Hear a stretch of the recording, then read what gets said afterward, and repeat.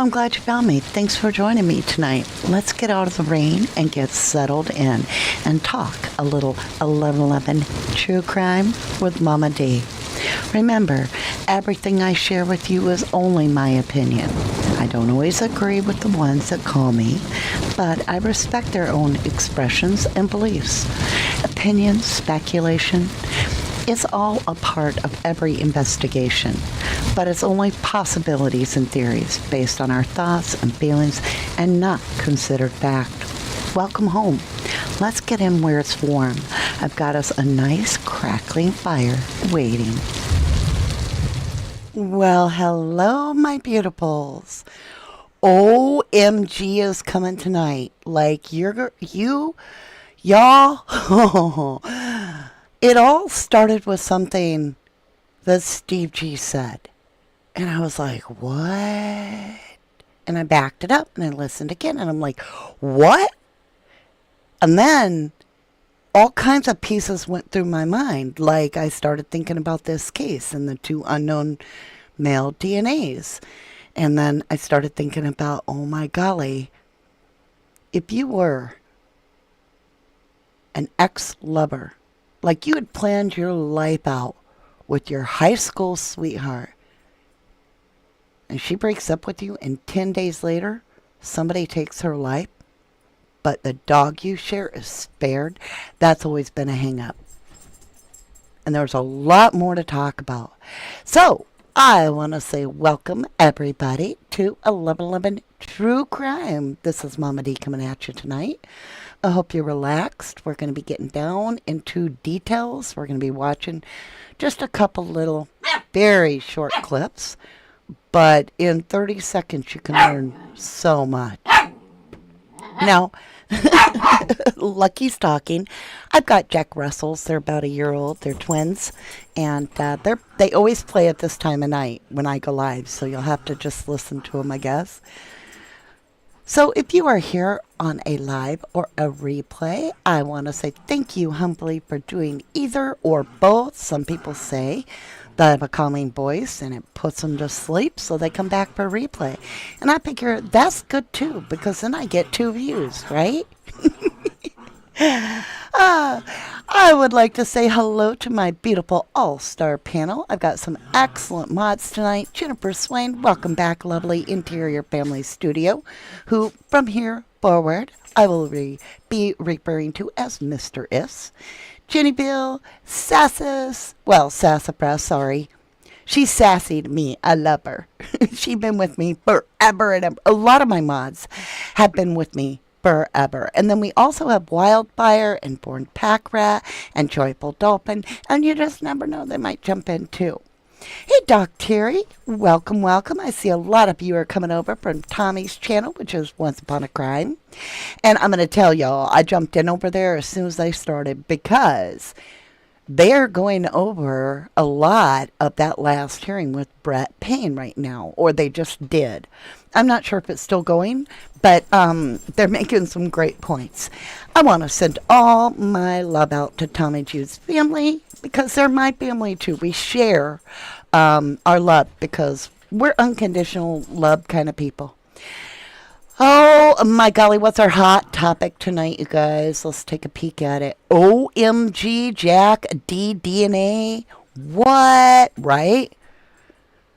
Hey, Big Mikey, how you doing, love? Good to see you. Batshit Crazy, hello, lovely. And Deborah. We're going to be getting chat up on the board. We're also going to be digging into this. Well, let's do the hot topic first. Let's talk about this, and then we'll get into chat. Okay. Whew, where to even start? Like, once my mind tapped into this, I was like, what the heck? So let's start with the family G, okay? The G family, Kaylee's family, talking. And I just want, you'll remember this clip. You've probably seen it 1,000 times. But there's another clip that kind of goes with this one, I feel. Like, I think Steve G's words are the most important. But, well, he talks about the strong alibi, right? Let's take a listen. Can you elaborate at all? I don't know. You don't have to give a name, but I mean, is it someone that she knew, or? I have something to say about that. I just feel like there's been a couple individuals that were cleared very fast. That may not, maybe he shouldn't have been. And yeah. Share the strong alibi. Just really fast. If you can dismiss. An hour later, and we're like, what? And I don't know. I don't know anything about those individuals. I just know they were people that, definitely should have been looked at, and yeah. I don't know what would prevent you from sharing somebody's alibi. Yeah, I think that's what we're struggling with. So it's like, we know what we know. We've, fought for Jack, Kaylee's boyfriend, and, we still stand that way. So I did just kind of want to clear that up while we're talking through this ambiguity that, that's not what we're honing in on here. We don't want to make more victims out of innocent people. Exactly. We definitely don't want to do that. No. You've mentioned before that you didn't want to have a All right. Oh, hey, Az, lovely. Hi. Good to see you, sweetheart. Good to see you. So, you guys, let's rewind this, and I want to break it apart a little bit for you. So, prior to this little statement, Olivia, the daughter in the middle, Kaylee's sister, she alludes to people being cleared too soon. And she said, chalk it up to a sister or a father's intuition. And I was like, what about the mother? But we all know Mommy is completely backing Jack D. She is. And we know, when we get over to the vigil, there was a look between Steve G and Jack D. And it hung in the air like somebody's dirty sock. It stunk. Nobody was like, oh, that was a loving exchange. Everybody was like, what was that? Uh-huh. Now, a couple things that you might also remember Steve G saying, and he has said it many times. Keep in mind, he actually talked to the coroner before the gag order, so the coroner didn't know that the gag order was coming, apparently, or she got it out before that. But before the gag order, Steve G talked to the coroner, and we've done videos, we've talked about it, it's known. These were not stab wounds. Nope. Not like K-Bar knife would stab, nor were they slash, which a K-Bar knife would slash, right?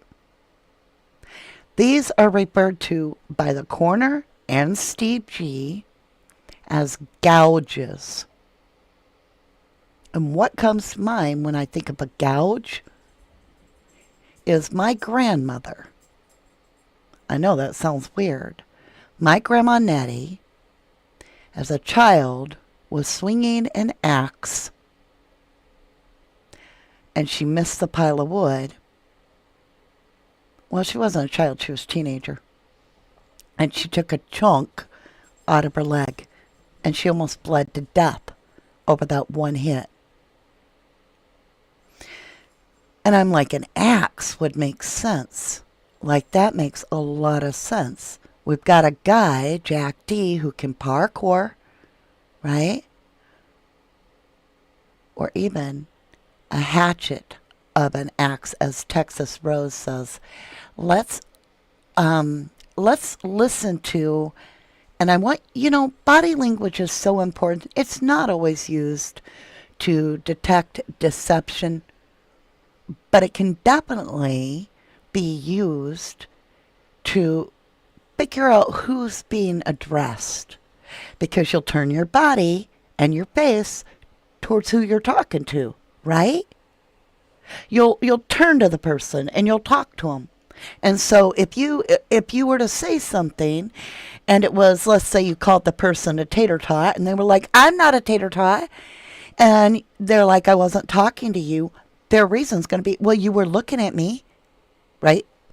I feel that's true.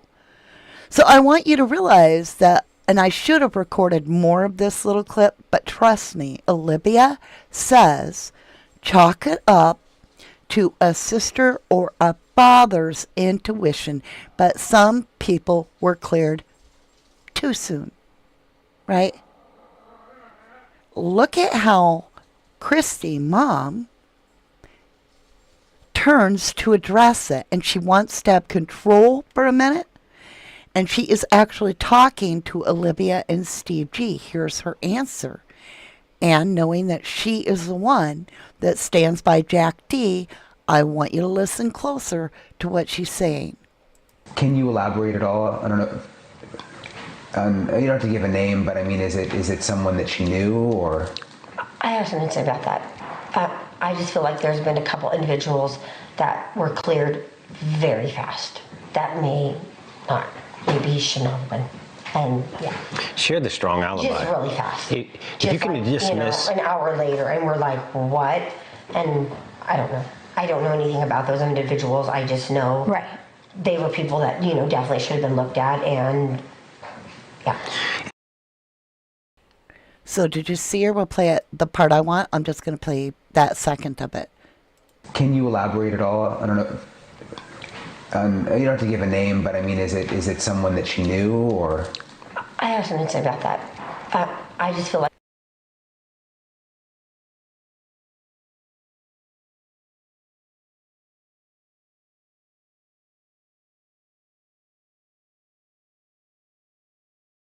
one that she knew, or? I have something to say about that. Yep. She puts her hand slightly up like, hold on. I'm about to speak my piece.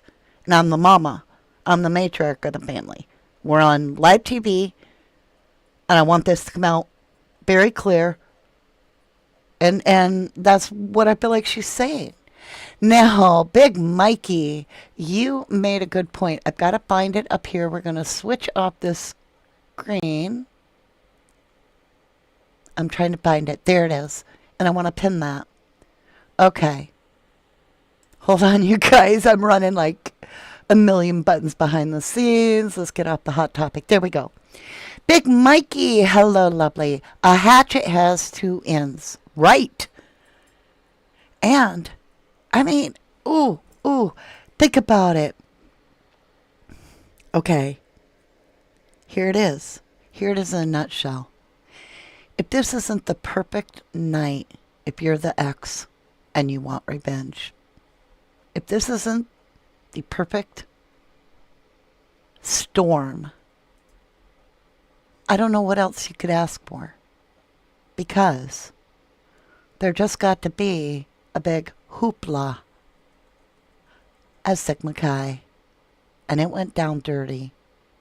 And a lot of people were pissed. Xana has already told her family it was bad. They're ready to drive there, right? So it was a bad deal. So where's all of our suspicion go? To the brats. 19 minutes, right? However, what if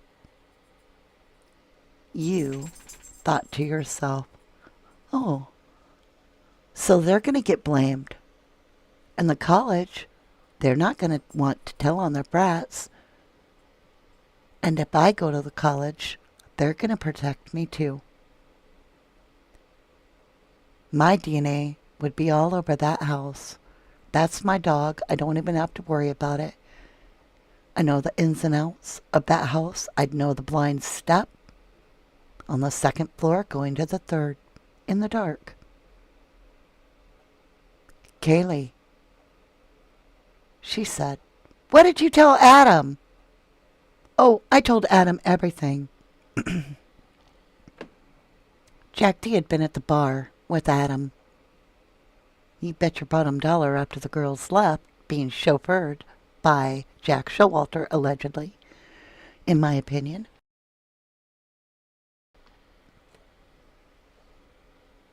That Adam probably told Jack D right then and there, whatever it was. And maybe it was just about the fight. And that was the moment.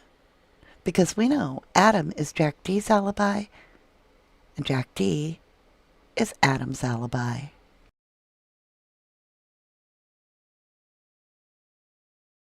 Now, as we go a little bit further, there's a lot to talk about here. You're right. There is a oh wow coming. Susan Roscoe says he is interesting thing. Why did it cut off? What's going on? Oh, y'all. Hold on a minute. I need to switch screens to fix the size of this. We're going to go back over here.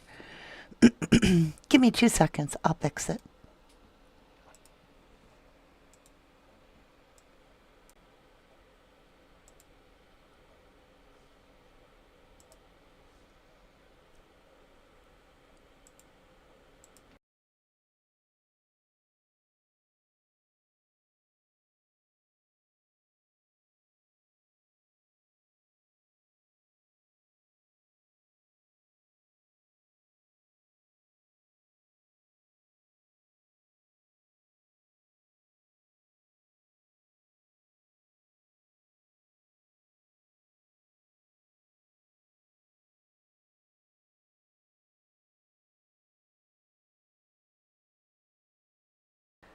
I've been muted this whole dang thing.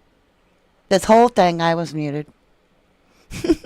Susan Roscoe says, he's an interesting thing. Church, if Christ was mentioned in Kylie Rodney case, Dylan Rounds case, and I believe even the Delphi case. I'm not sure what that has to do with this. I must have missed something. Let me get all the way to the bottom and we'll work our way through it. Texas Rose says that crime scene was like a drug hit. And I think that's what a lot of people believe. I really do. But maybe that was just part of it. Susan Roscoe says, exactly, Kimberly, or one weapon can't make two completely different wounds either. And I think we misunderstood something when he said the wounds don't match. Have you ever considered he might have meant to a K-bar knife? Because he says the wounds don't match. And then he says they're gouges. I think Steve G meant the wounds don't match the weapon being a K-bar knife because they're gouges. They're big, open gouges. FCQ77 says you don't need to be a criminal expert and leave a sheath and bring your cell phone with you to commit a quadruple homicide. No possible chance at Mark and Betty. Let me see what Mark and Betty said. Whoops. I'm going on the wrong screen. It's funny. Mark and Betty, you don't leave DNA on a sheath and nowhere else in the house. Let's go back and read what FQ says. You don't be a criminal expert and leave a sheath and bring your cell phone with you to acquit. No possible chance. Okay, I follow you. I just had to make sure I understood what's going on. Boom, boom. Right. Big Mikey says more than one weapon or people. Well, we have two, count them, two unknown male DNAs within the home. Right? Everybody knows that. What does that tell me? That tells me there's two males that were in the home and they're unknown to us. Let's look and see what Steve G says now. You're going to have to listen really close. Okay, let's get back to movie time. You're going to have to listen really close. Remember, he had a lot of doubt about Jack D. Well, he's going to talk about DNA and Jack D. This is weird. And this is quite a while into this, so listen up. It's like it was so frustrating during the process of how they were keeping information so close to the vest and not releasing a lot. I mean, I know you guys were more in the know than the public and the media, but I'm sure even you were like begging for answers. Yeah, and when you have answers and you can't share them, it's really hard too. It's hard on the other side. So, I knew Jack D had DNA, and I was just so puzzled that they wouldn't come out and clear it. But I'm sure they had. Boom, boom, boom. Listen again. Yeah, and when you have answers and you can't share them, it's really hard too. It's hard on the other side. So, I knew Jack D had DNA, and I was just so puzzled that they wouldn't come out and clear it. But I'm sure they had strong reason. But I'm sure they had strong reason, right? Strong alibi. I can't understand why anybody wouldn't share a strong alibi. Strong reason. He's talking about Jack DNA. He says, I know they had Jack's DNA. I'm telling you guys, I believe that one of those unknown male DNAs was Jack D. If I was a betting woman, I'd put down my little chips on that. Everybody has DNA, so it's not meaning Jack D has DNA. I think they meant, I'm thinking he's saying this is my own humble opinion, and I'm clearly sharing just my opinion. You guys can feel completely different. I believe when he's saying listen, I think he's talking about that's the DNA they had on Jack. Listen.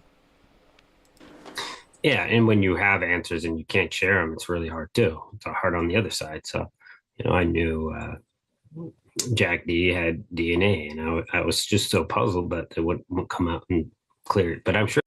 What? They wouldn't come out and clear it. Y'all, we know.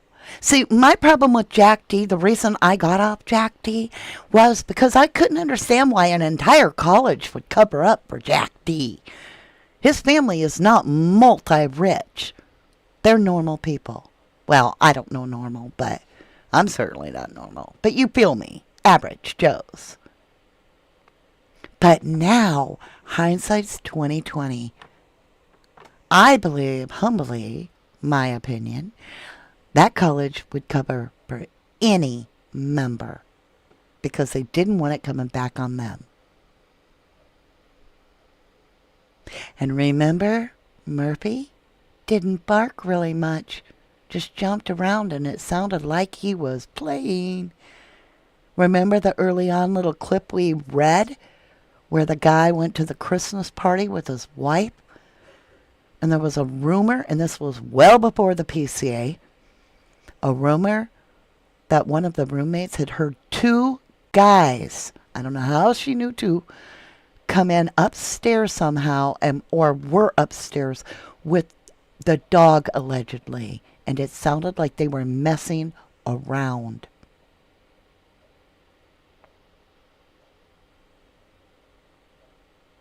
What if at 2:52 the girls were already gone? What if 2 o'clock really is the worst hour for Ethan? What if the calls to Jack D on both the girls' phones were to give him an alibi? I didn't take the calls. I was sleeping. Adam can tell you. Kaylee, what did you say? What did you say? Oh, yeah. Maddie, what did you tell Adam? Oh, I told Adam everything. So Adam knew, most likely, there was a fight. There was a big fight. Was Ethan taken out to redirect the suspicion onto his alleged attacker, the brats, to make the brats look bad? And that way, he would never be suspected over the fight that took place. Because you can't say he didn't know. Right? It's just, wow. Let's get back and listen to this one more time, and then we'll get over to chat. I'll let you listen to this all the way through. It is 33 seconds, and then we'll switch over to chat for a while. It's like it was so frustrating during the process of how they were keeping information so close to the vest and not releasing a lot. I mean, I know you guys were more in the know than the public and the media, but I'm sure even you were like begging for answers. Yeah, and when you have answers and you can't share them, it's really hard too. It's hard on the other side. So, I knew Jack D had DNA, and I was just so puzzled that they wouldn't come out and clear it. But I'm sure they had strong reason. But I just didn't know at the time, and it was hard for me. His last question would be just Wow. I knew Jack D had DNA. It was real puzzling to me. And they wouldn't clear him at the time. What?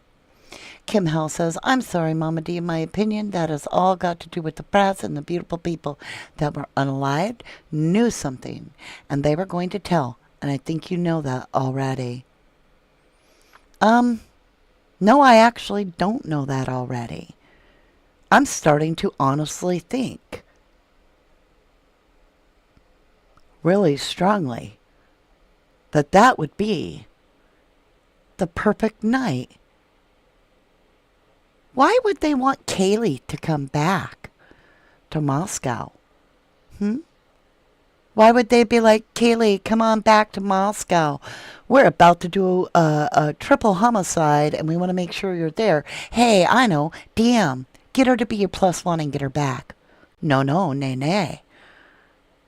But if DM and Bethany had been prompted by Jack D to be like, hey, Kaylee, come back to Moscow.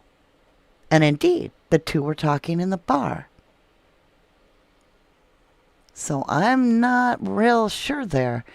That looks like a perfect cover-up. You've got absolutely all the suspicions going to go first to the brats because that was the big bite.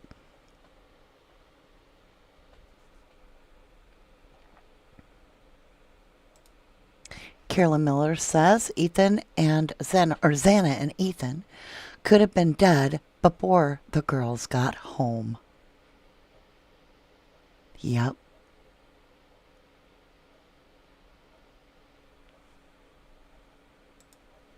Bellin says, I remember at the beginning of the case, before DM told the story, Baz Ellie told her to say, in my opinion, her story was that she thought that she heard upstairs was frats moving furniture around. So yeah, multi-makes. Jacqueline says Dylan is a sketchy one. And how close were Dylan and Jack D? Who knows? There was a party that Friday night, Miss Anonymous. We've heard that too, and it was definitely considered a party house from what we've learned. Latina says, oh, she made sure she told +1. I'm just saying, it doesn't make sense for me. For the brats to be like, make sure Kaylee's here. But if Jack D knew that there was bad blood between Ethan and the brats, and he had heard through Adam or someone, word gets around in Moscow. It just doesn't get out, right? You check in, but you don't check out. It's a little tricky for me. I'm just saying, word gets around instantaneous.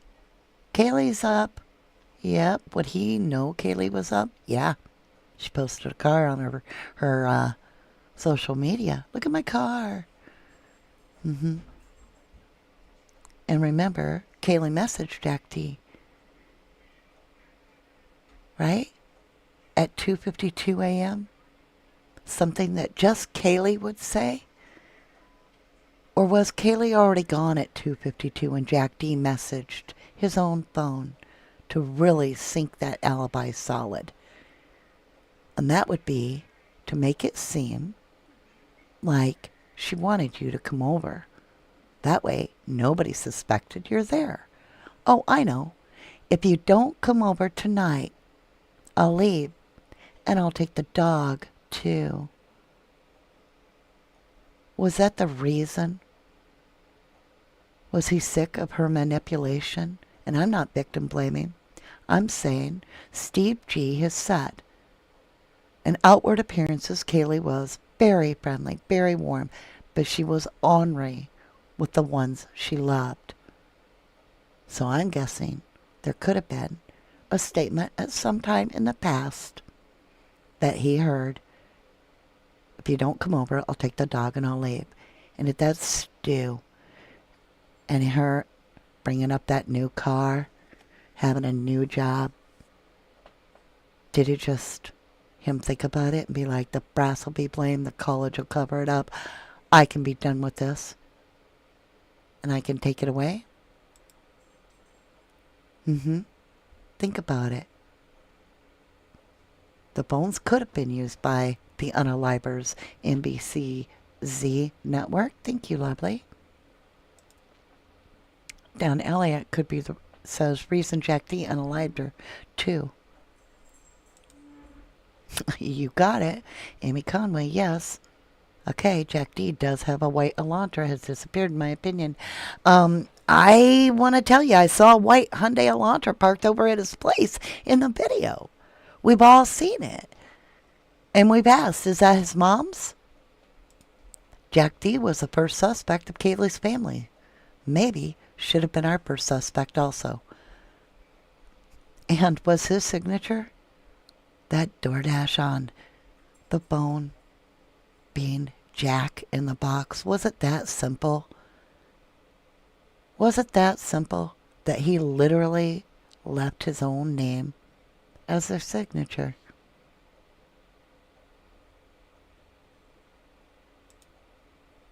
Carolyn Miller says, why did Gonsalves allow Kaylee to have a BF at age 15? I have no idea. That's not here nor there for me.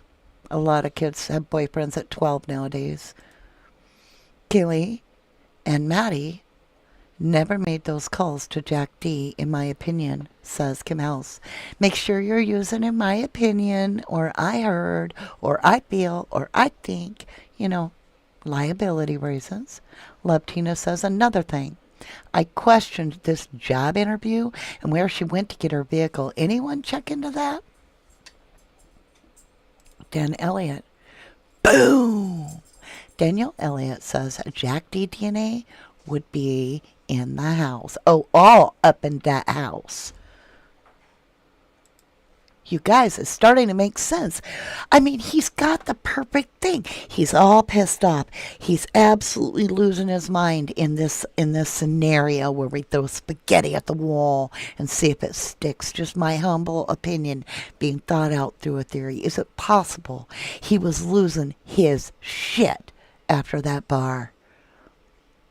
And Adam tells him at the bar, yeah, there was a big fucking fight. Oops, sorry. There was a big fight. Forgive me, a big bite at Sigma Chi, and it was all about Ethan and Santa. I guess Maddie got into it too.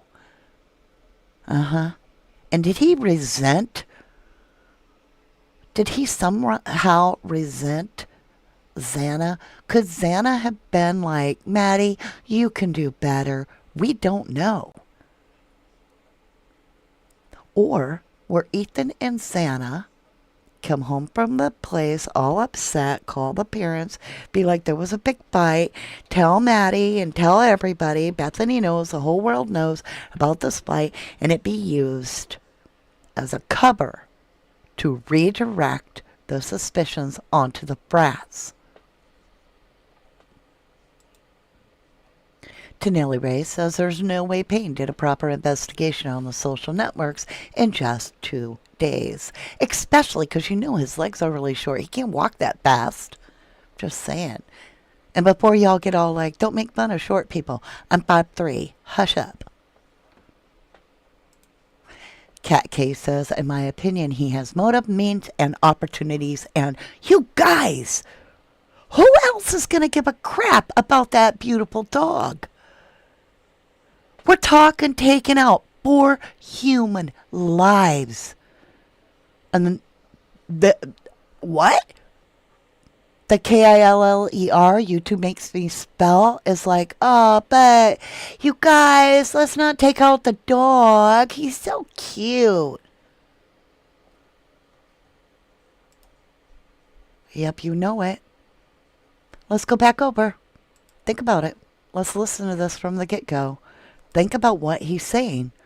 I think Steve G was right with his intuition from the very start. It's like it was so frustrating during the process of how they were keeping information so close to the vest and not releasing a lot. I mean, I know you guys were more in the know than the public and the media, but I'm sure even you were like begging for answers. Yeah, and when you have answers and you can't share them, it's really hard too. It's hard on the other side. So, I knew Jack D had DNA, and I was just so puzzled that they wouldn't come out and clear it. But I'm sure they had strong reason. But I just didn't know at the time, and it was hard for me. His last question would be just.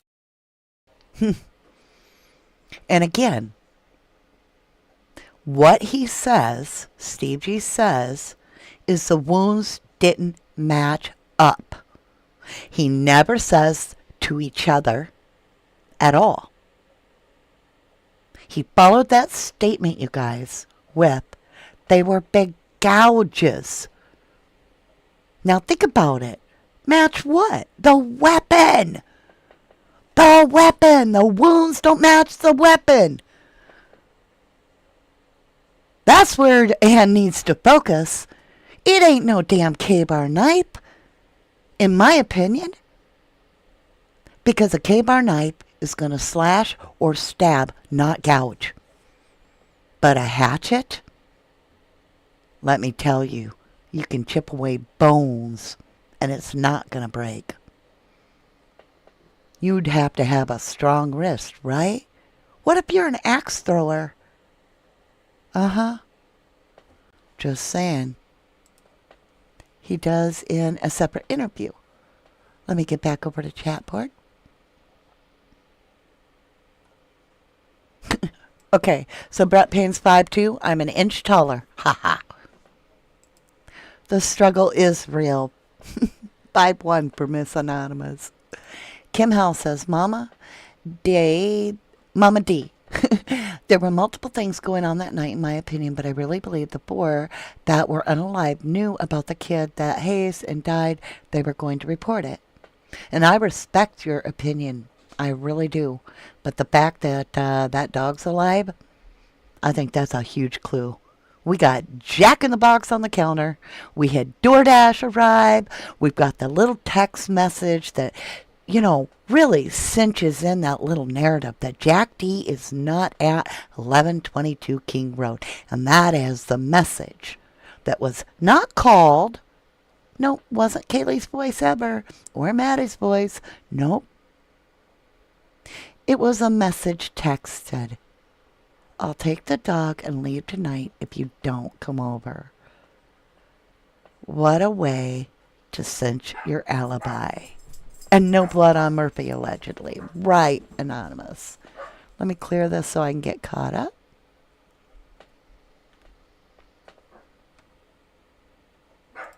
Oops, I tried to grab it. Lucy's mom says Fallon, in my opinion, was two different scenes to all diversions, in your opinion.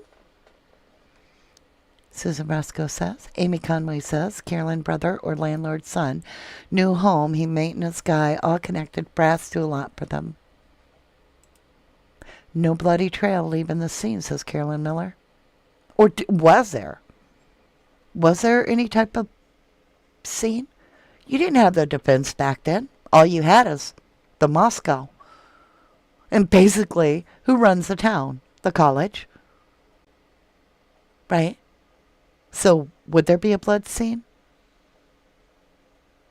Wouldn't it be wonderful if, you had a area between Jack D's old place and 1122 King Road, and you could, search your own property and see if there was anything that pointed out,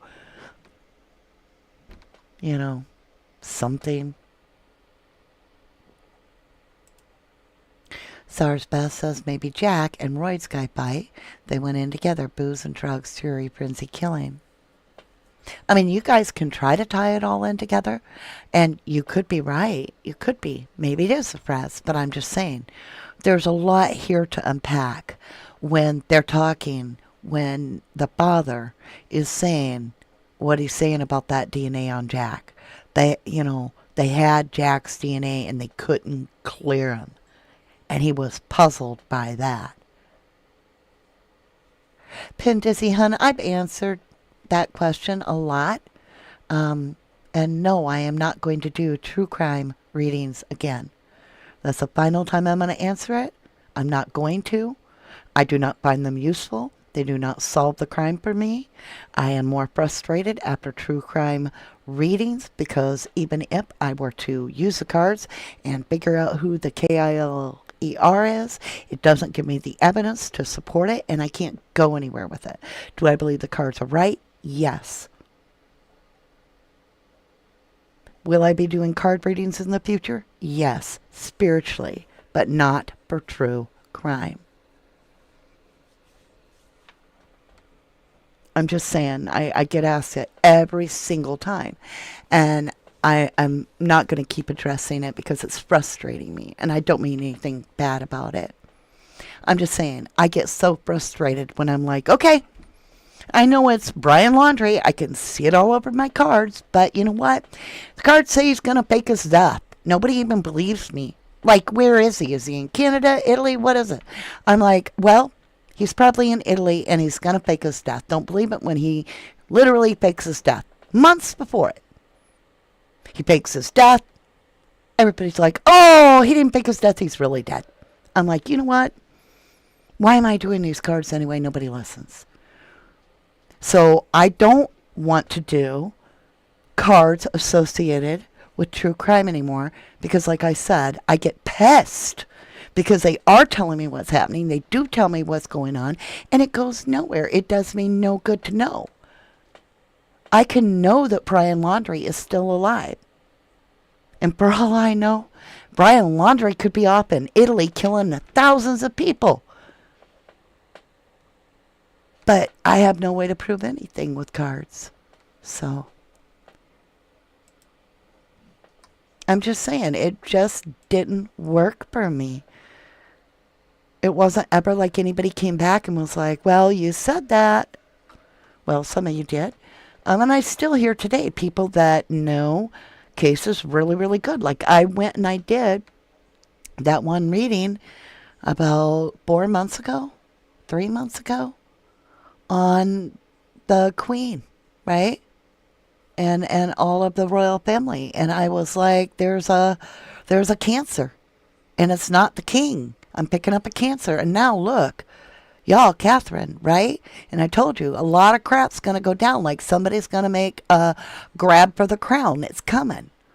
And I can see it on the cards. And I know I'm right. But it doesn't change the future. Because tarot's not meant to. So it's like having a crystal ball and being able to look forward, but not being able to really do anything about it.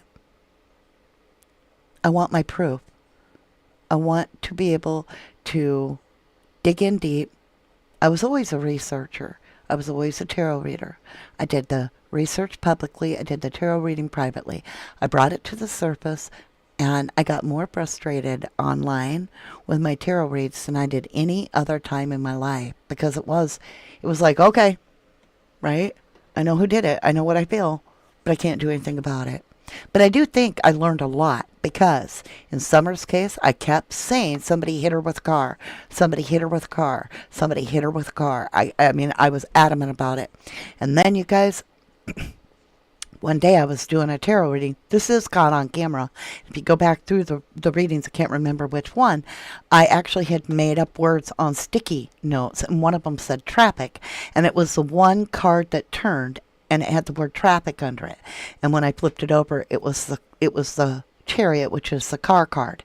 And I thought ever since that moment that I was reading it as a car being hit by a car, but it really was at Summer was trafficked.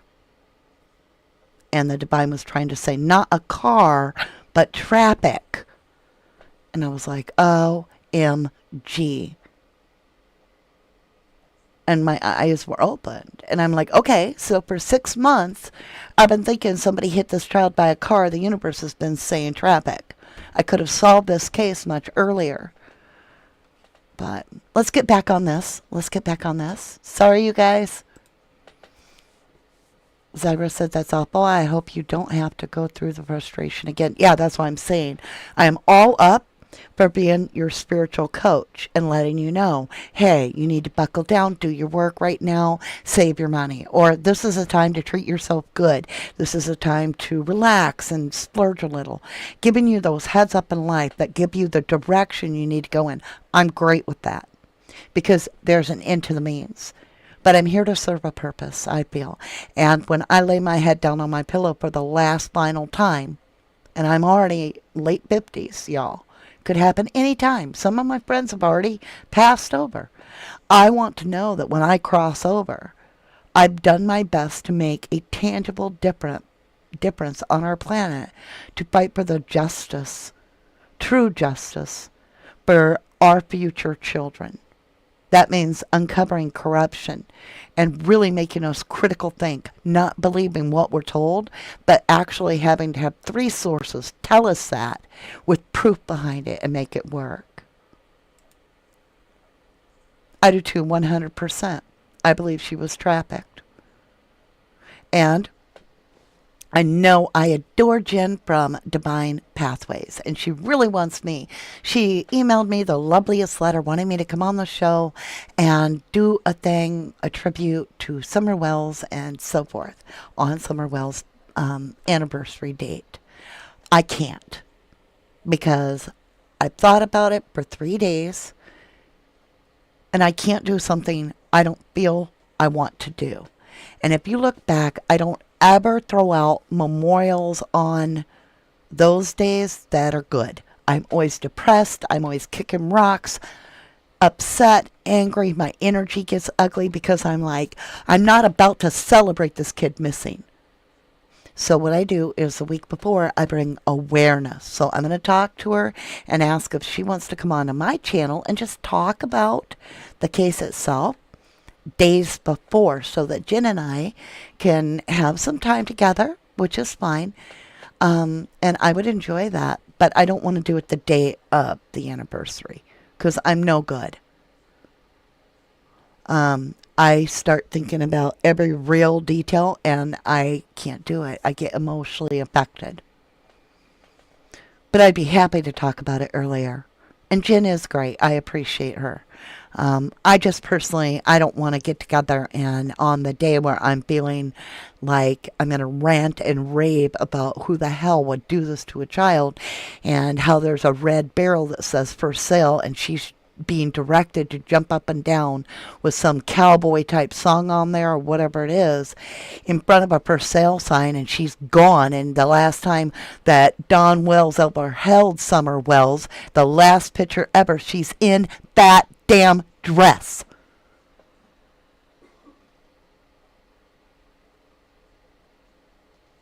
Sorry. That's what I'm talking about. Y'all know I'm real. I'm not a YouTuber. I'm a real human. I'm a real influencer. I am a creator. I am passionate. I am about making change on this planet. I use YouTube as my platform to do it. Think about it. I mean, we could go up on the Summer Wells case, but we got to get back. Lord, sorry. Sorry.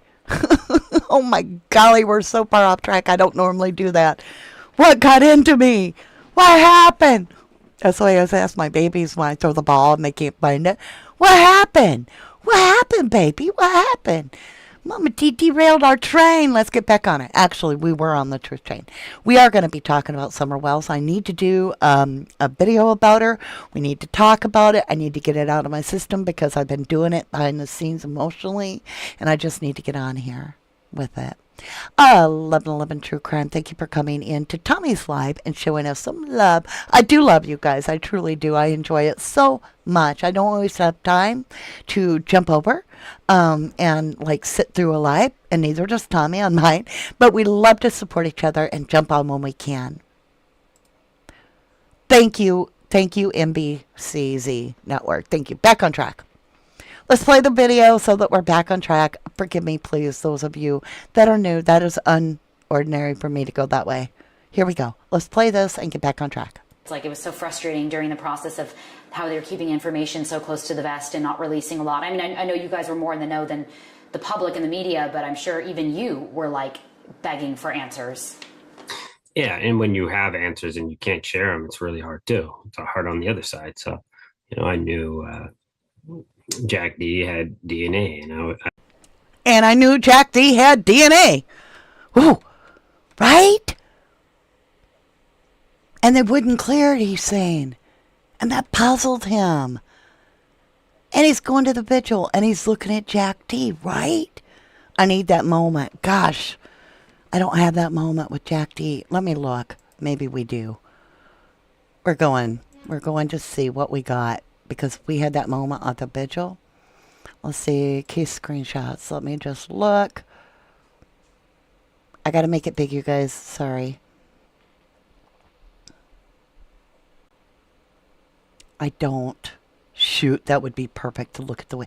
I think you remember how he looked. There was a pause. Yeah, I don't have it. There was a pause. Susan Rusco. The redhead's getting hot. That's true. Hey, Aunt Claire, how are you, lovely? So, I mean, think about it. We got an axe thrower by trade, right? Or by trade, by talent. He can parkour. He can balance everything on his face, his chin. This is a guy that no problem. He goes out on his rip of his own place. He's a block away. He's the ex-boyfriend by 10 days. The dog's alive. They've got 2 unknown male DNAs. And what do we have him saying right here? They had 2 unknown male DNAs. Listen again. This is why I really believe one of those DNAs is Jack D. and when you have answers and you can't share them, it's really hard too. It's hard on the other side. So, I knew Jack D had DNA, and I was just so puzzled that they wouldn't come out and clear it. But I'm sure they had their reason.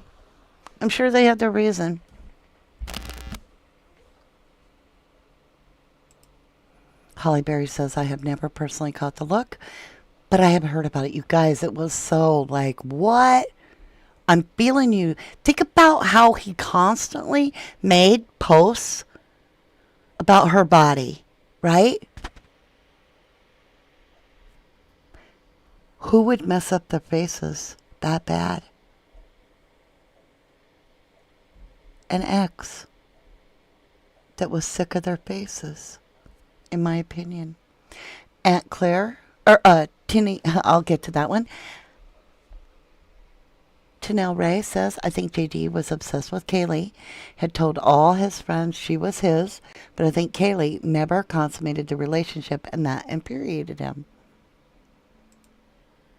Aunt Claire says, I have a question. At the beginning of this, does anyone remember there being a blackout for several hours that morning? Brent K. Kopaka, has some type of job in the media surveillance and security at U of ID. Anyone remember that? It was alleged that the Wi-Fi of the university only, not the big Wi-Fi in the area, but the university Wi-Fi allegedly was out from 11:30 till 6:30 in the morning. Aw, Jennifer Swain. Thank you, lovely. Thank you. Thank you for that $50 snooper chat. You said, oh, Mama D, you have and are making a difference. Oh, thank you, lovely. I hope so. That's what I'm here for. Susan Roscoe says, they just told us they were unknown. Maybe they told Steve after that. They said that. Good point, Susan. Good point. Veronica says JD was at the corner club that night sitting talking to Maddie and Kaylee. And then he's asleep right away? Like in less than an hour. Oh, crash. Couldn't take the calls. I don't buy it. Holy shit. Sorry for swearing. You guys, I just thought of something and every hair on my arm stood up. Where did Maddie get the black coat that was just hanging on the fire hydrant? Was that Jack D's coat?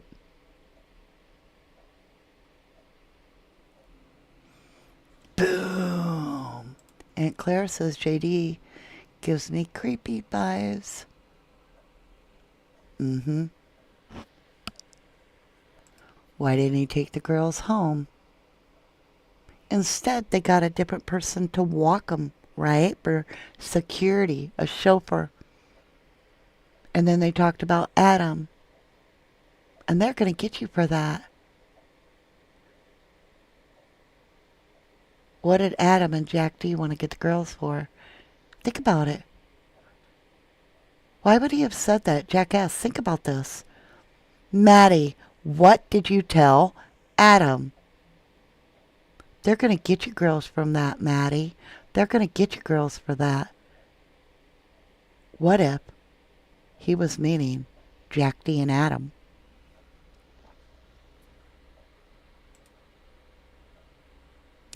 Shadow says, Aunt Clara, it was the university website down or something like that. It was the university's Wi-Fi. So the grub truck had Wi-Fi and other places that were not based off of, and their phones had it because they had their own phone data. But if you were at the library, let's say at the university, allegedly, from the very get-go and for a very long time, we heard from all the locals that the university Wi-Fi was down. So there would have been no cameras recording like Sigma Chi people or anything like that. Right, Carolyn Miller? Oh, I gotta clear it so I can catch back up. It still didn't do it, but Tanel Ray, why would the KLR brother to remove the coat? Oh, why would the... Oh, I said it wrong. Why would the KILEER bother to remove the coat? Maybe.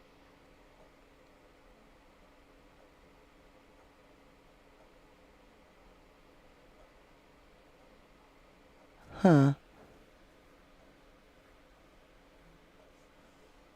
Maybe there was something about I'll leave the coat behind and you can pick it up later. And when he went there to pick it up, he didn't pick it up. I don't know. That's a good question. Holly Berry says, in the beginning, I used to think it was JD. I really thought so. Because of phone calls to him, I figured it was all the could do with him in the house to tell us. Now I'm thinking it's not him. Well, and, you know, everybody's got a different opinion. It's a very difficult case. Bree Hub says, I think after the girls left, later in the grub truck video, some dude had that jacket. It was so long ago. Aunt Claire says, how is it that not mentioned again by L.E.? No way that coincidence, in my opinion. Too many oddities that morning. Miss Anonymous says, didn't they take Murphy out? Maybe she got hot. David Bird says, Maddie told Adam that Kaylee slept with Ethan while Xana was out, allegedly. In my opinion. Interesting. Hey, once upon a crime time. Hi, Tommy Jude. Love you, darling. Love ya. Good to see ya. Pin Dizzy says, like slipping out the jacket to get away. Could be. Lisa Hendricks says, wonder the coat was left there because the weapon was left in it and something told them so they could go and get it. And TPLD, I don't know. MBCZ says, who is the one that took the very last group picture of them? I've often wondered if that was Ashlyn Kutch. I really do. Janine Stewart, what if Maddie and or Kaylee were Ellie confidential informants and Trunk Maddie told Adam? I can't read that, hun. I just can't. Sorry, Janine. Carolyn Miller says Maddie and Kaylee had to have been approached by someone where the coat was left. In my opinion, Maddie slipped out of it when she was approached. Could there have been an argument between Jack D and Kaylee and Maddie when they were walking Murphy over the dog? And they'd be like, take your damn coat and get out of here. And then he was like, "Oh yeah, you guys already." I mean, maybe that's what he did. He came there to get him pissed. And maybe he had already taken care of, him and Adam had already taken. Think about it, you guys. Adam has the bushiest eyebrows ever. He's very athletically built. Right? And he's what? 6 foot. 5'8" to 6 foot.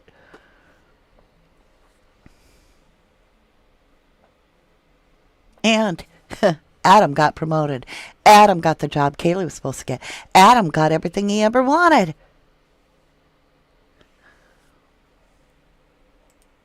Bree Sylvia says, wow, yes. Kelly Miller says, and I believe it was Showalter that approached the girls where the coat was left on Taylor Avenue. Susan Rusco says, I do believe Kaylee was being followed because of what she was investigating. And that's another rabbit hole, right? Lori Markle, I remember seeing photos with Jack D wearing a jacket like that. You guys, let's piece this together. I got to take a minute off chat. I'm going to go ahead and just pull off the little thing here. Let's get on our topic. Okay. I got to walk you through something. All right. So I'm just going to start rambling out the things that come to mind. The dog is spared, right? The dog is absolutely spared. No drug cartel is going to spare these dogs. Why would the frat boys spare the dogs? They obviously are in a roid rage bet. No time to think. I am the Incredible Hulk. I'm mass destruction. I destroyed people's faces. Oh, but look at the cute puppy. Something's wrong. Something's wrong with that. That dog matters. Murphy mattered so much that he was untouched. Or did the two people that had Murphy run around their apartment and would have their DNA on Murphy be the one that touched Murphy that night? Is that what the roommate heard? Is Adam and JD coming in on that balcony? Because we damn sure know that is no big charge. Coming through the sliding glass doors. The girls are sleeping in the other room. They're not even asleep. They're probably thrown in their beds on top of each other, to be honest. Think about it.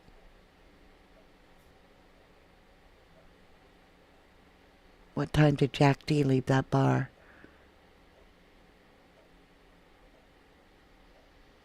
While they were at the grub truck?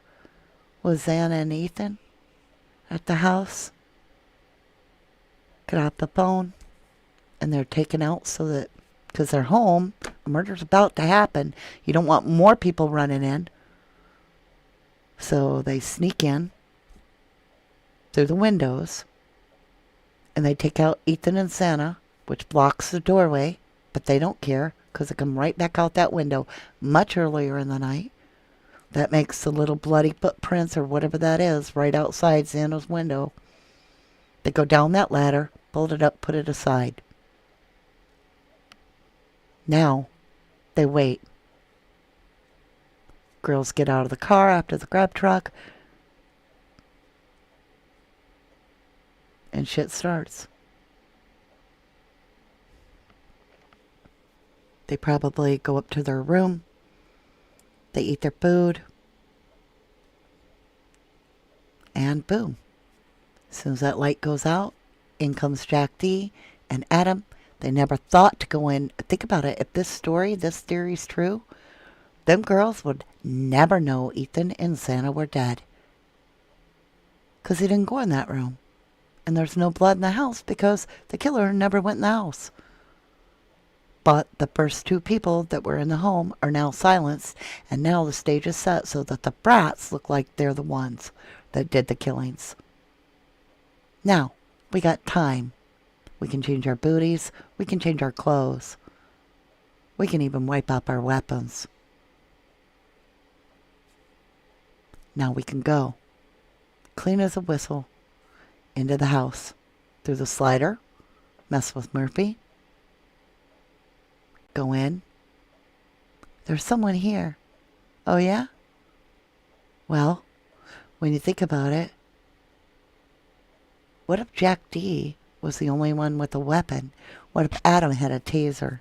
And that could be the description of the guy with the bushy eyebrows, the athletic build, about 5'8" to 6 foot, with nobody mentioning a knife. He's an axe thrower. He could handle a hatchet in both hands.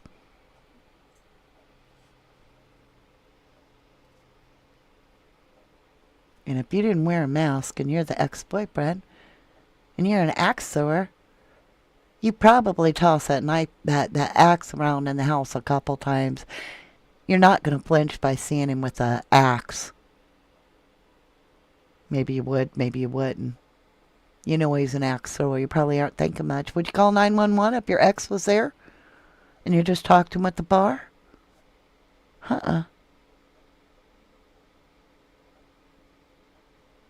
No. And if their phone was in bed with them, it could get all covered in victim blood and still be able to be used to text.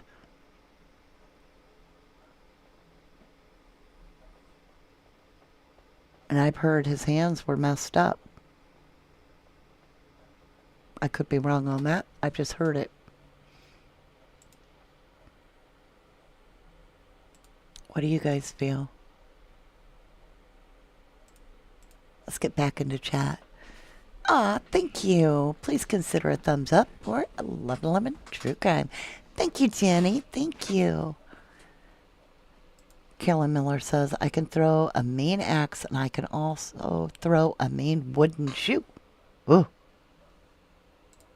Cybra says, passing around a phone texting. Meanwhile, someone died and they witnessed it.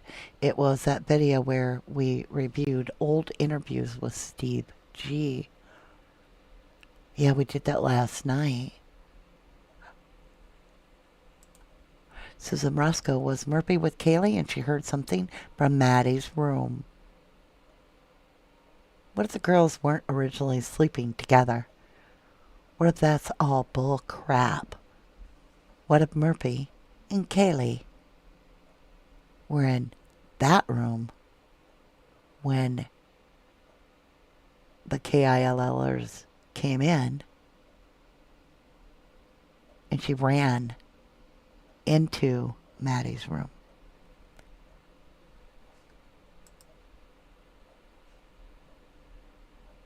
Tenelli Ray says, is asking a question.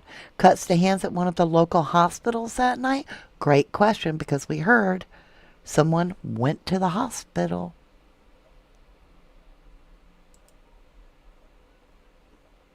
I do know how to use a knife myself. I clean fish all the time. That's why when I say a gouge does not fit the K-bar knife.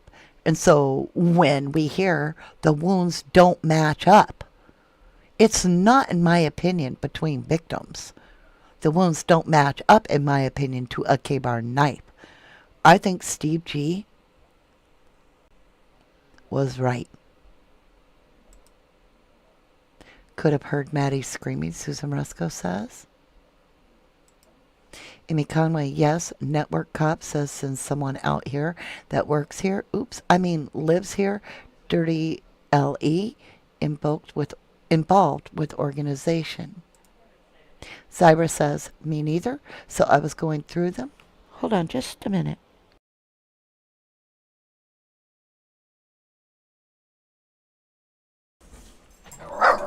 Oh, somebody's at my door, I think. Hold on. Oh, no, we're good. Zyra says, me neither, so I was going through them when I ran across that. Someone mentioned one person from the frat among them, but that opened up so much. Pin Dizzy says they probably said they were together to make it sound like they were together. Aw, Big Mikey says, my voice puts you to sleep. Aw. Well, there's my beautiful Joyful. Hello, two people. I agree, Joyful.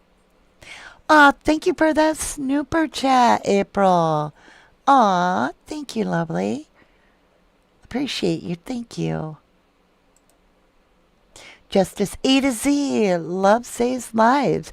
Make sure and check out A to Z's channel as well. Justice A to Z. You say, why would KG have been assaulted so many more times than the rest of them? Boom. Mikey says yes. Bree Hub says, I also thought from the gate, BF wasn't there. Me too. I don't think DM or I don't think the girls were there. I don't think that I don't believe that DM or Bethany had arrived yet. I believe they came into a murder scene much later in the game. That's just my humble opinion. April QT says, I would like to point out that since the front door was open allegedly, and maybe others were too, it created a gusty cross breeze, which could have at large on the loose Murphy shut in. But all the bedrooms in the entire house were locked and shut in the bedrooms. And they found Murphy in one of those locked rooms. That came straight out of Chief Fry's mouth on one of the first interviews. He said not only were the bedroom doors shut, they were locked. And so that's why I always from the get-go, and people made fun of me when I was like, they came in through the balcony window. I mean, the sliding glass door window on the balcony. 3rd floor. And then the window in Xana's. Everybody at first thought I'd lost my mind.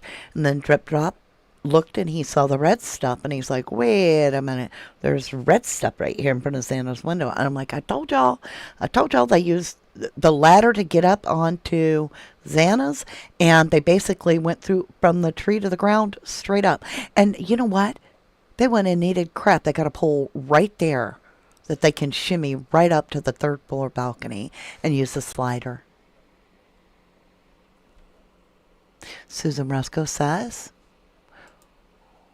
what if BF was at the park? There are pictures she went there before. She knew something was going to happen and didn't want to be there. Oh, that's interesting. Miss Anonymous says, Kaylee's projector was on the pointed at the wall and her bed was a mess. She was in a room. I stand by it in my opinion.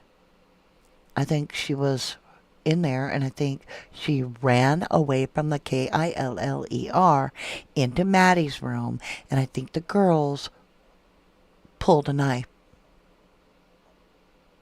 And we've all thought that somebody said, someone's here. I don't know if that's true or not. Max Morris says, I think the lack of anything that shows Brian Kohlberger was there will have to have some answers. They will not just quietly let Brian go and not be under suspicion as for why and how they arrested him. Good point. Texas Rose said, how did Xana get locked if both were dead? I think it was locked ahead of time. I think that, like I said, I don't think Xana's door was used. I think Xana and Ethan were very upset because of the brat. They came in and they knew shit was getting ugly. That's why I had the locks changed and all that. I think everybody knew shit was getting tense. Whether it was Kaylee and Jack D are fighting or Sigma Chi and Ethan and Xana are arguing, it doesn't matter. Everybody is in a shitstorm. And so they're getting nervous. They get their door locked, right? They get the locks changed. I think Ethan and Xana got home earlier. I think around 1:45. I think they went in their room and they locked the door. But I don't think they thought about the window. I really don't. I think that they were focused on that door. And I think that the KILLERs, which in my humble opinion, it is curious, right? Could have been. Maybe it was Jack D and Adam. Maybe they came in through that window together and took out both Ethan and Xana. Maybe Xana got up out of the bed. She was tased, in my opinion. Ethan, I believe, was attacked first because he would have been the one that could overpower another attacker compared to a girl. He's the strongest. He's going to be the alpha male in the house at the time. And that would also be a reason, a motive for an ex would be to kill an alpha male. We know that what he went through was atrocious. It's been documented and completely redacted for over a page of the PCA how bad it was on Ethan. And That would ensure that the brass were suspect. It would be taken out the alpha male. It would prevent them from having a protector when the girls got home. They take out Xana simply because she is in the way. She's in the house.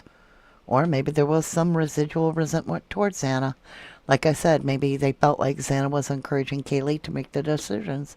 And then, I believe they came out that window, went down that ladder, put that ladder away, changed their crap, got ready, waited for the lights to go out, and came up and went into those. And you know what? They may have already went back in the house. They may have went out that way, changed their shit, came up and went up that third balcony window and been waiting in the house when the girls got there.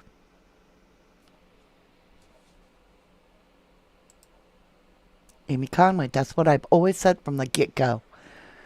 You can go listen to my very first theory on the Idaho 4, and that is the very first theory I said, and that's if doors locked, doors knocked, she put, but yeah, locked. No blood trail on stairs. They used windows. Now, what about the golf club?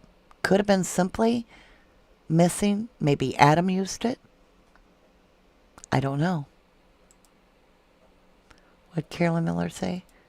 Don't you think DM despised having Ethan living there? That's a good question.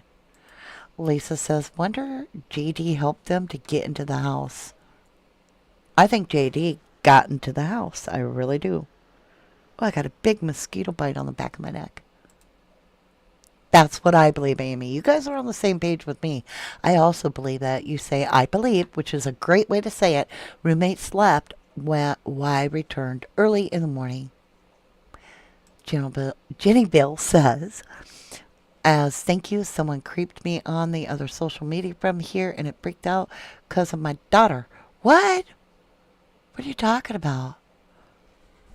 Cheryl Barbane says, I just want to know what they were all looking at on their phones at the grub truck and the Banfield while the cops were talking to them.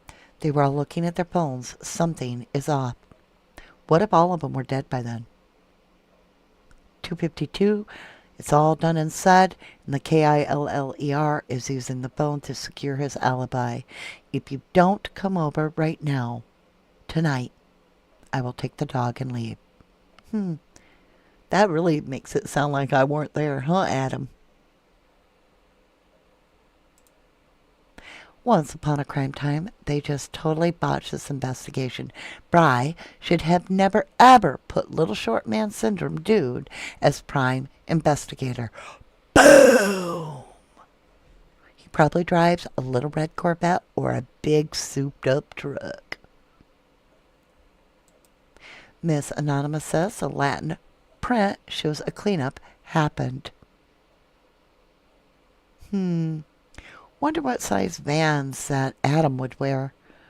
Would it be a 10? Or Jack D? Would it be a size 10? Because Brian Kohlberger wears a 13. Oh, having your full name on here. Oh, Lord, change your name. We'll still love you. Damage is done. Right. Carolyn Miller says, I had originally thought DM lived downstairs near Bethany, but perhaps she moved her bedroom upstairs. Did that cause a fight because a couple wanted the privacy of second floor living? I think that wouldn't lead to murder. I just really don't believe that would lead to murder. I mean, I'm not shooting you down. You could be right, but that would be one of the most, that'd be like fighting over the last Big Mac, right? And we've heard that happened at McDonald's, and there was a stabbing. I'm like, what? Now I made myself hungry for a burger. As says, yikes, I've been having similar hellos on social media apps I rarely use. Be safe. I'll be thinking of you and asking for protection. Very much so. Hello, Andrew. You say, in my opinion, I know Xana and Maddie's stepmom got locked up for major trafficking and cut deals. Then literally right after the crime occurred at 11:22 was this retaliation. Well, you're not alone in asking that. A lot of people have asked that. That is a lot of people. Welcome, Nurse 101, to our Starlight Seeds, our all-star Panel, welcome, lovely. Thank you, thank you. Shy of 30-year mark.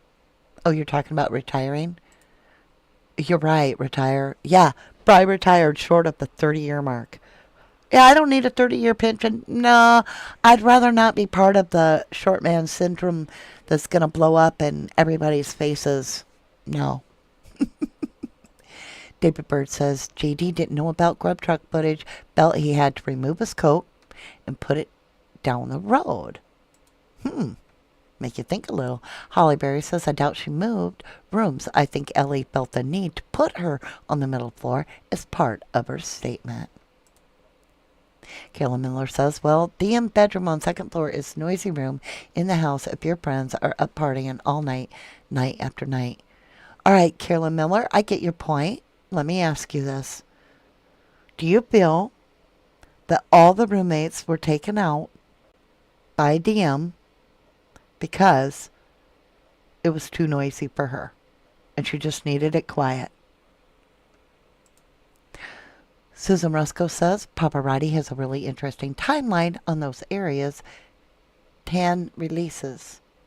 I'm not sure what that meant. I don't know what 10 releases are, lovely. NBCZ Network. There are so many other things that make more sense than BK, in my opinion. Well, you win, that's for sure. Bree Hub says it actually says a lot.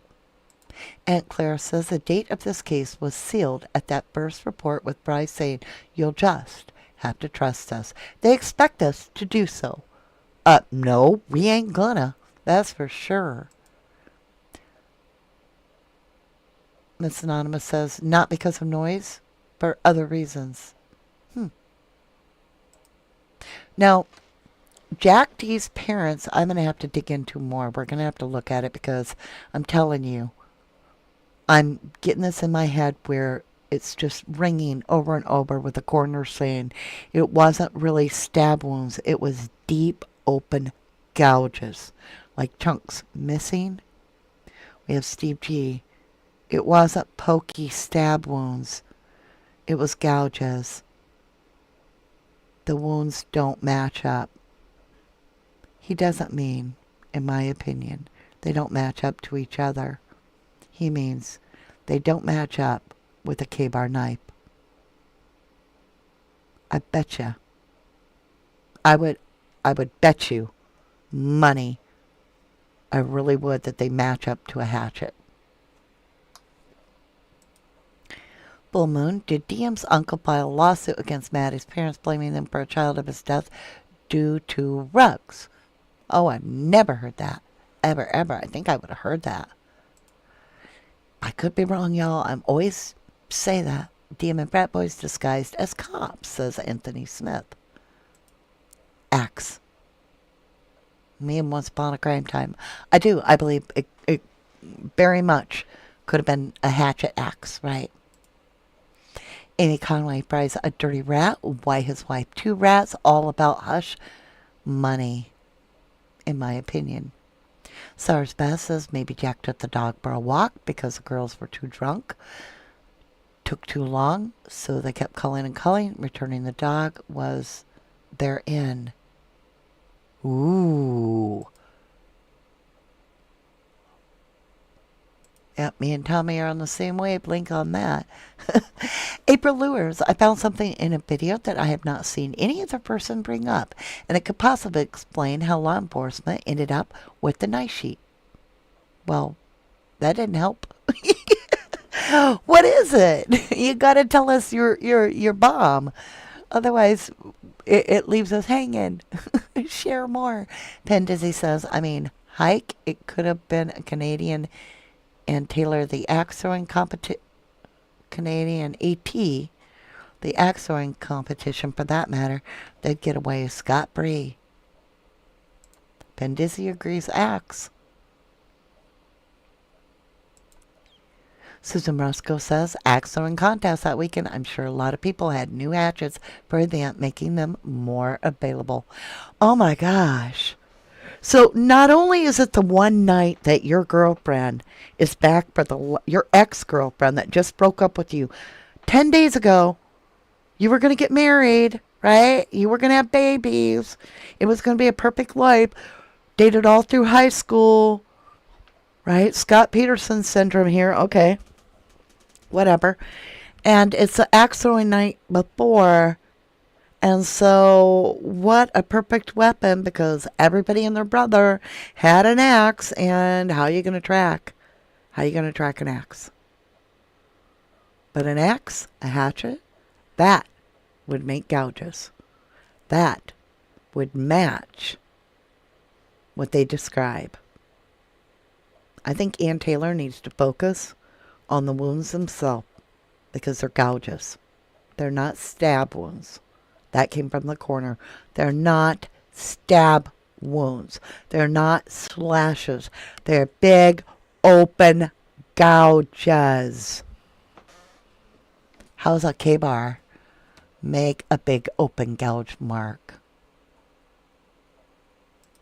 I'm just asking.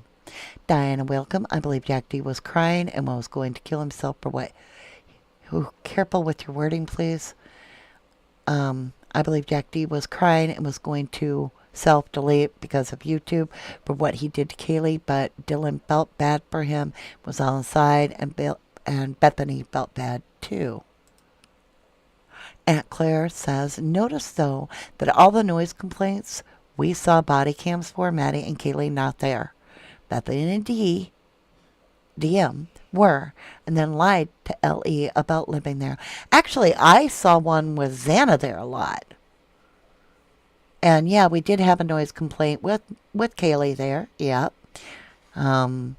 Rosie took a picture of her driver's license, so I'm not so sure I agree with all that, but thank you for sharing, lovely. Susan Roscoe says he was at the contest, so were Kaylee and Maddie, I heard as well.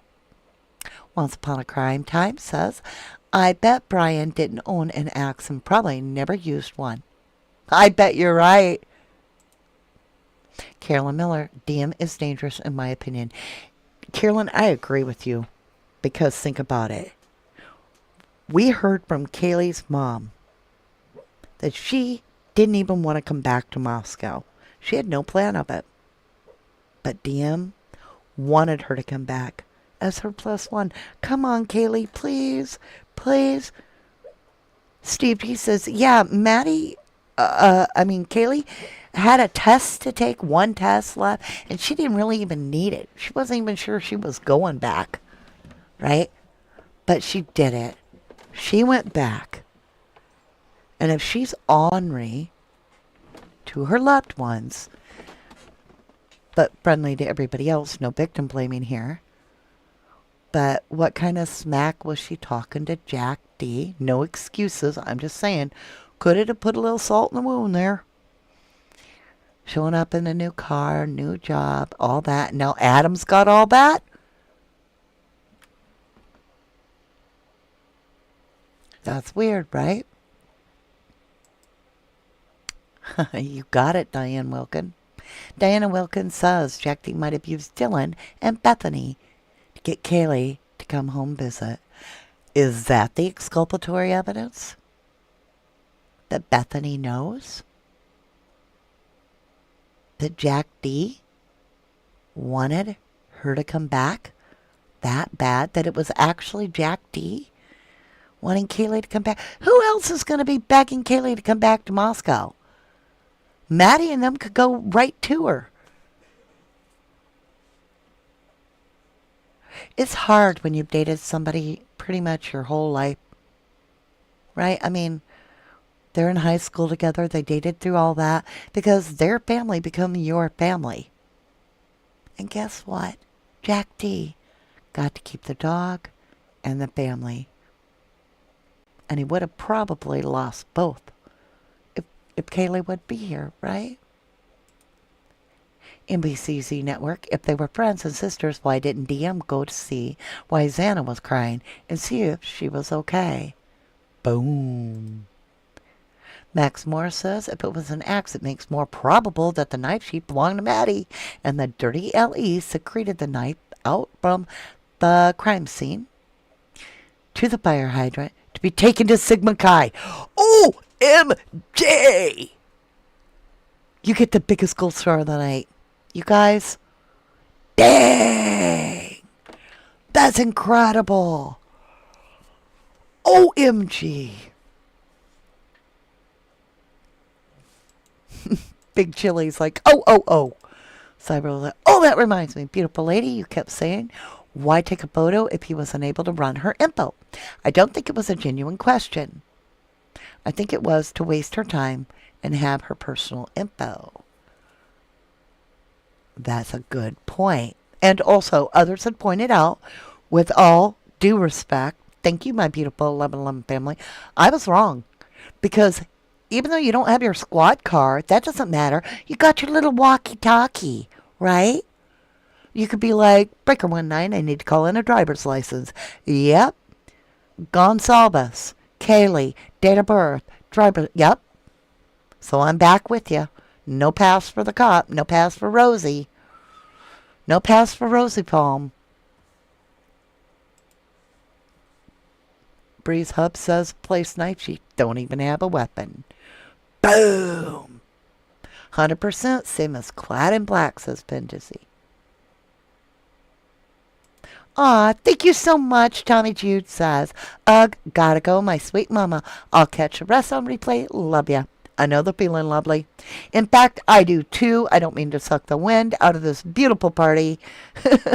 But we're only going to be on here about 10 more minutes. I want to make sure and catch as many of you as I can. Almost 600 in chat. Only 260 likes. Does that mean 340 of you don't love me? Are you going to make Mama D cry? Don't hurt my feelings. Miss Anonymous says, I also looked it up last night on the DOJ website. They can't take a photo, allegedly. Ooh, we got so much to research.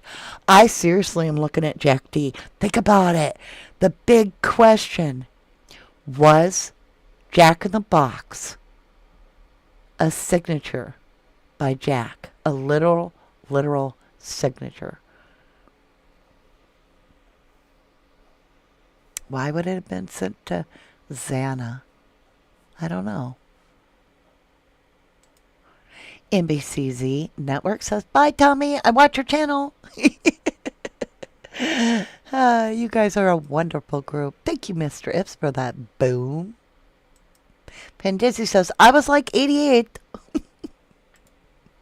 Denise Koenig says, whoever just said that about the sheath being Maddie's, I never thought of that. Those law enforcement did take something out of that jacket. What if that was it?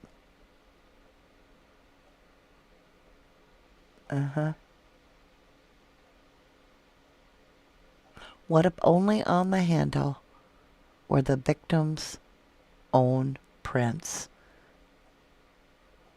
And they were like, hey, we're going to have to fake this because otherwise, university here is going to take the blame. Because, I'm just going on this theory. Because, Mr. Green, all we got here are 2 unknown male DNAs that aren't so unknown in this theory. They are Jack D and Adam. Yep, 10 days, broke up. We're about to be like 4 murders here, all pinned on us. I know you want that big deal with that college. What do you want us to do? The only thing we got really is we got a bunch of gouges, looks like a hatchet, something like that. But, the girls did try to defend themselves. They're scrappers. They had a knife out. We found a sheath. Let's make that sheath be our weapon. And then you get Steve G in this theory, right? Where he's like, it doesn't match up. The wounds don't match up. The big open gouges. And I'm like thinking, they don't match up to each other? Oh, so it's different weapons. No, nay, not today. They don't match up to the K-bar. Because the K-bar wasn't what was used. In my opinion. Lucy's mom says, let's not forget, that was not a noise complaint against 1122. LA made a decision to warn them, too. They were creepy that day. LA were. Yeah, and I didn't even hear music coming from that property during that day. Not during the day one. So I was confused. As says, and Jack D and Adam just happen to be roommates and each other's alibis, in my opinion. They had a sword at the house too, says Ben Dizzy. David Bird says, an act show in town. Not suspicious at all. Right? Carol Rimmer says, I thought about that Jack in the Box being a signature left. All right, you guys, I'm going to leave you with this, and then I'm going to jump out. Oh, we've actually run out of our background. Lord, let's get on to movie time here. Let's see, let's get a slideshow going. Let's take down the movie screen. Let's get our background going. There we go. You guys, think about it. Who else would have been like, well, I'm a heartless Killer that will mess up these people, like I said, so bad that they've got to redact over a page and a half in the PCA of what happened to Ethan Alone. They've got to take away all this, beauty of these girls by destroying their faces beyond recognition. That's either a lover or a lover. I'm just saying. And yet, these killers that took out these 4 absolutely beautiful humans that you're seeing now on your screen had enough compassion to love the dog. I love ya. To the moon and back.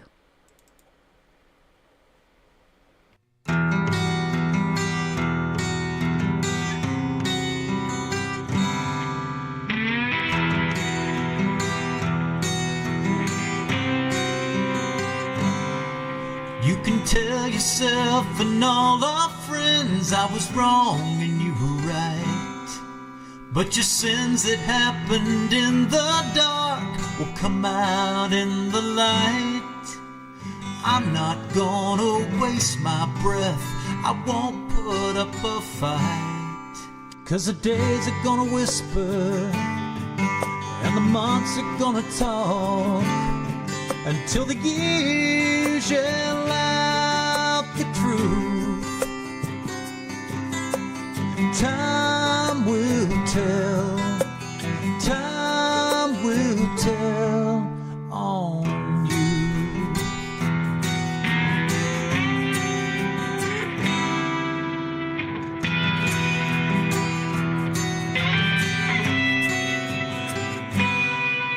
When a train whistles far away, and when the cold wind blows, when the lightning in your eyes reveals the darkness in your soul, the world will be reminded of what it already knows. 'Cause the days are gonna whisper and the months are gonna talk until the years yell out the truth. Time will tell, time will tell on you.